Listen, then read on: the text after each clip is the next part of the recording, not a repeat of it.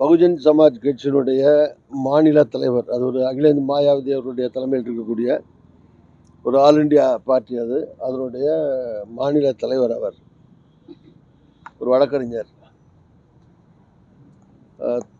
தலித் சமுதாயத்தை சார்ந்த ஒடுக்கப்பட்ட சமுதாயத்திலிருந்து வந்து மிக சிறப்பாக பணியாற்றி கொண்டிருந்த ஒரு வளர்ந்து வரக்கூடிய ஒரு அரசியல் தலைவராக வந்தவர்.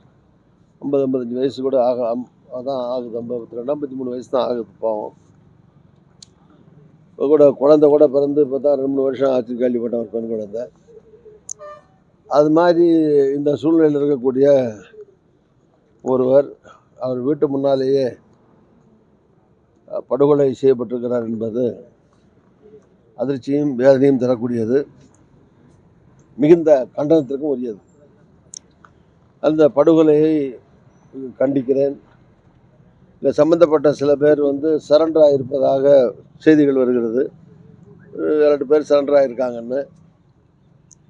அந்த சரண்டர் ஆகியிருப்பவர்கள் உண்மையான குற்றவாளிகள் தானா என்பதை காவல்துறை கண்டுபிடித்து நடவடிக்கை எடுக்கணும். சில நேரத்தில் பண்ண சொன்னவன் ஒருத்தன் இருப்பான், பண்ணவன் ஒருத்தன் இருப்பான், காசுக்கு சரண்டர் ஆக சில பேர் இருப்பான். அந்த மாதிரி இருக்கக்கூடாது.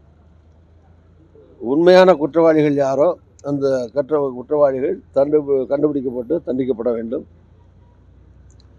சட்டம் ஒழுங்கு பிரச்சனை பொறுத்த வரைக்கும் இந்த மாதிரி நடக்கிற ஒரு சில கொடூர சம்பவங்களை வைத்து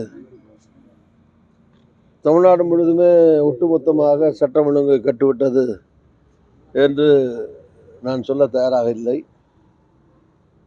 அப்படி சொல்லவும் முடியாது. எதிர்கட்சிகள் இது மாதிரி குற்றம் சுமத்துகிறார்கள் நீங்கள் சொன்னீர்கள். எதிர்கட்சிகள் குற்றம் சுமத்தத்தான் செய்வார்கள், அப்படி தான் சொல்வார்கள். செய்திகளை உடனுக்குடனும் துல்லியமாகவும் தெரிந்து கொள்ள சப்ஸ்கிரைப் பண்ணுங்க.